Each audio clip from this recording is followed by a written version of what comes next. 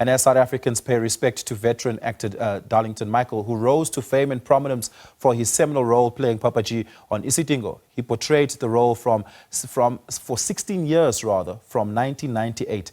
Darlington also has an extensive and storied theatre career. We speak to fellow thespian Don Mlangeni Nawa, who now joins us. Mr. Don Mlangeni, thank you so much for your time. Really do appreciate it. Often when an actor dies, they die not with their body only, but they die with the stories that they had portrayed, that they had held, and that they had brought into the world. And when you think about the cross-pollination of real life and the acting world, both on theatre and as well as on screens, what will you most remember about Darlington? Let me say the first time I met the guy, who Darlington Michaels, was on stage. They were performing a play called Can You Take It by Gibson Kent. It was a musical. By that time, he was still young, lean, black with big eyes. He was a dancer then. So I was captivated by his way of presenting himself on stage until I joined them in 1981 when we did the same play, a different play, Hard Road. Then he was part of the cast. Darlington is highly talented, and he's an inspiration not only to people like myself and to other cast members as well. And we did other things besides theater. We also met in social life because we were still young then.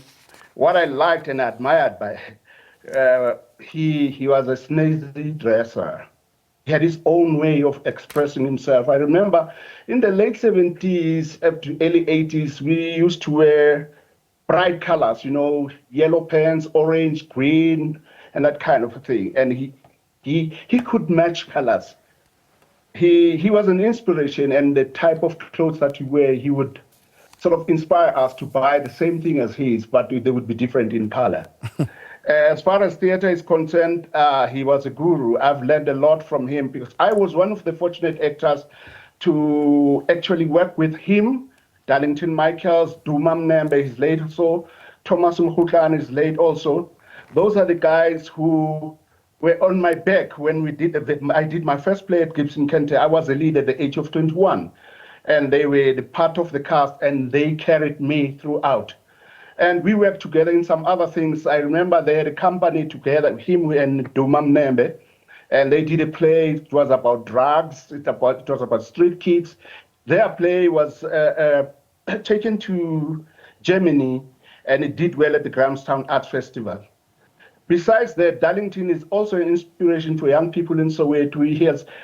I can't remember the name of the company that he led, but he groomed quite a number of actors in the townships of Soweto. Yeah.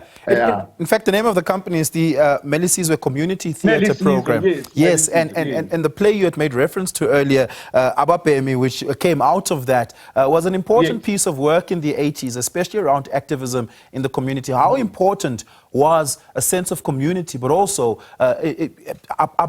upskilling those around him, as he got a lot of young kids in the community to take to theatre? Look, during our era, when television was not that much, of a hype, we were thespians, and people believed in us so much that we had so much influence in the town, especially places like Orlando. Orlando was more of a hive of actors. You'll find every sort of an actor. So most people knew us even before we ventured into television. So we are quite an inspiration. I followed that as well. I became part of the group as well. Yeah. The sort of theatre he drew to was not always just the soft stuff, the entertaining stuff, the stuff you laugh at. Some of it was very heavy, especially in the 80s, the early 80s, when South Africa was going through a lot. Theatre reflected the heart, the mind, and the pulse of the country. One of the plays that he had acted in was Die Sware Verjaardag van Poppy Nongena, which was a heavy story to tell. I mean, it was retold recently.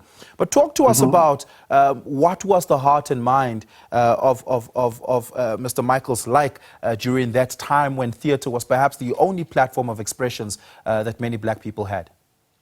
During our era, the hype, one of the successful plays was Rosa Albert. Rosa Albert actually shook most of the actors who were working with Darlington. Remember, Mlangeni and Pesimtwa were in the same play with Darlington Michaels when they were doing Poor Mama and The Load, and they did Market Theatre and the Baxter Theatre in Cape Town. And then Mlangeni and Percy left and started Rosa Albert. It became, when Rosa Albert was successful, it became an inspiration for Darlington. They started their own show, actually. It was called The Eye. The Eye was a play conceptualized by Darlington Michaels, Macintosh Khwaele, and Duma Mnembe, including Peter Spuma. They did the play. The play was sort of a reflection of what was happening in South Africa then. So they were they did the play themselves, and it toured South Africa and places like Durban as well. But it didn't do much. But those are some of the plays. Those are some of the plays that inspired some of the people in South Africa there. Yeah. And his later years, how has he experienced that, not just as a working actor, but as a man of age, as a man coming of age, as your friend? When was the last time you had spoken to him, and what has been, from your last set of conversations with him, what was he like? He was actually fine. The last time actually we met physically was then when I was still doing Isidingo. When I was still in Isidingo, and he was just from Cape Town after he experienced a stroke. He wasn't feeling well then. It was somewhere 2012, if not 2013, somewhere there. That was the last time I spoke to him physically and we met personally. But we always spoke over the phone and some other times, because I also left for Durban. I was in Durban for 4 years and then I came back.